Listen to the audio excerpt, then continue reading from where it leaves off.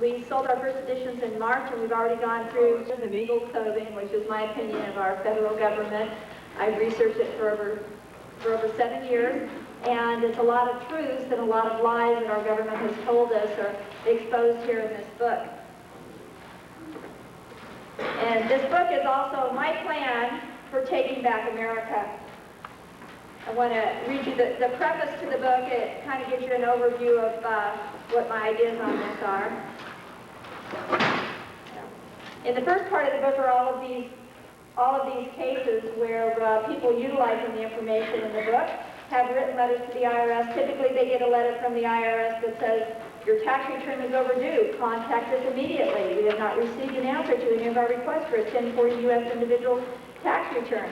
We must resolve this matter, or we may take the following actions. Criminal prosecution that includes fines, imprisonment, or both for persons who have willfully failed to file. We may summon you to come in with your books or records.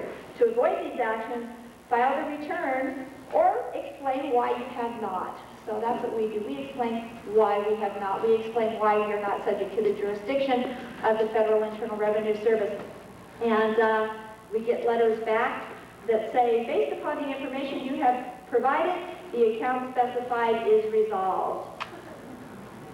And based upon our information, you are no longer liable for filing this tax return. Here's just a little letter that somebody jotted down. It says, please be advised that I'm a non-resident alien American, as we'll learn that actually means American, of the United States, never having lived, worked, nor having income from any source within the District of Columbia, Puerto Rico, the Virgin Islands, Guam, America Samoa, or any other territory within the United States, which entity has its origin and jurisdiction from Article 1, Section 8, Clause 17 of the Constitution. That's the part of the Constitution that got us into this big mess that we're in right now with the federal government. And based upon our information, you are no longer liable for filing a tax return. In fact, we've got a new success story at the end of the book, and it says, again, the proof is still on the IRS letterhead.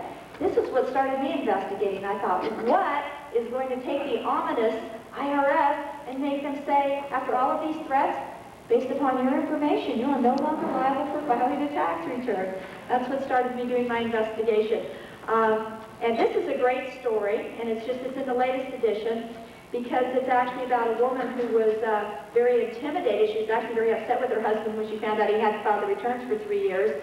And they did send a letter to the IRS, and this last one is actually right on the IRS letterhead, and it's signed. We've got all the signatures. We've got everybody's name and address here, and specifically says, thank you for responding to the inquiry about the above overdue tax returns.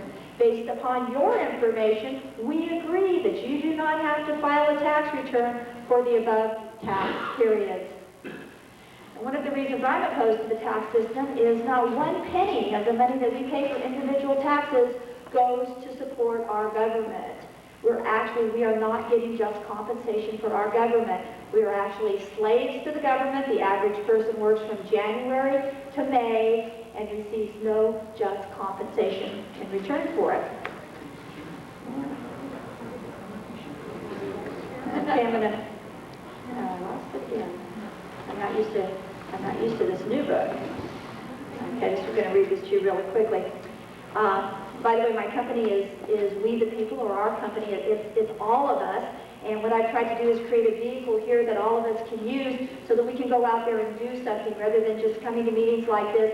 We can actually go out there, and the story is so long that this book will tell it for you. And it's just $40, $39.95, and it comes with an unconditional money-back guarantee. And it's written in a format that anybody can understand. So it's kind of a kindergartner's guide to sovereignty, which is what the issue is really about. It's about being sovereign and about being free. And it can take someone that has absolutely no knowledge into patriot issues all the way from the beginning, all the way to success stories that are new to even the most staunch patriots. Anyway, this is the introduction. It says, We the People was established as a protector of America and our Constitution. Contrary to what the IRS would like us to believe, our Constitution is not antiquated. The problem is most Americans have an antiquated understanding of their true political status as sovereigns and how to claim their rights as protected by our Constitution. The IRS has ulterior motives in keeping us ignorant of many of our rights. This is because the rights of the sovereign cannot be taxed and his life cannot be regulated by his government. Our most sacred and inviolable right is our right to labor in a common occupation. Our Constitution is as binding and as powerful today as the day it was written. It is the Constitution's awesome protected powers that have prohibited the Internal Revenue Code drafters from including the citizens of the 50 sovereign states as the subjects of its direct tax scheme. The government would like us to believe that they are the sovereign, which is the supreme authority, and the people are just revenue-producing subjects. The enlightening and empowering truth that they hope that we would never learn is that in the constitutional republic our founding fathers guaranteed us in Article 4, Section 4 of our Constitution, it is the people who are the absolute sovereigns, and it is the government who is the servant. Okay, the sovereign citizen is subservient only to God and to his conscience. The sovereign is not subject to the servant any more than the parent is the subject of their child. The sovereign, according to the courts, has all of the rights of the King of England and all of his prerogatives, as long as he does not infringe upon the rights of the other sovereigns. You know, after the Revolutionary War, our founding fathers went over to Paris, and in the Treaty of Paris, the King of England delegated his sovereignty to the people. And the courts have stated that we have all of the rights of the King of England as long as we don't infringe upon other people's rights. We're just under two rules under the common law. Number one, we keep all agreements if we enter into them knowingly, intentionally, and voluntarily. And because we're all sovereigns, we have to be very careful not to infringe upon the rights of other sovereigns. Because of the government's own greed and desire for power over us, they have hidden our true sovereign status from us. In a true constitutional republic, property, privacy, freedom, free enterprise, and the love of God and the rights of the people are sacred and passionately respected and protected by the government. Under the current government, we the people, the sovereign masters, are enslaved from January to May to pay the public servants. In a constitutional republic, the government has only one purpose, which is to protect the rights of the governed. Instead, the current government is the greatest abuser of the rights that it was established to protect. Amen. We, the people, must reclaim our sovereignty and our rights and bring the government back under our control.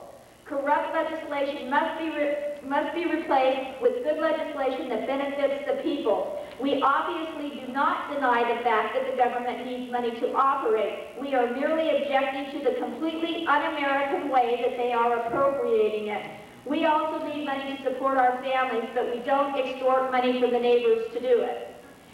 This book will present an intelligent, tax-free solution for prosperously supporting America without the need for income taxes. The government would like to classify we the people as radical, anti-American protesters conspiring to defraud the government. The truth, however, is that we are intelligent, educated, law-abiding, and passionately patriotic sovereign American citizens who refuse to be intimidated into paying an un-American graduated tax that we lawfully do not owe to a corrupt institution of vultures masquerading as eagles with the ultimate agenda of subverting our Constitution, socializing America, and taking away our property under the false guise of law. When the facts are known, it is the government who is conspiring to overthrow the sovereign people.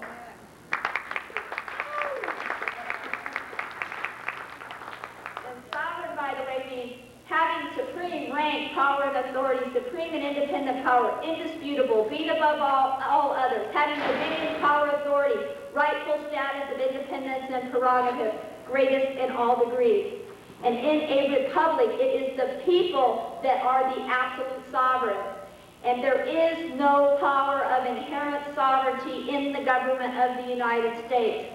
What does the Declaration of Independence say about the government? It says that governments are instituted among men to protect the rights of the governed.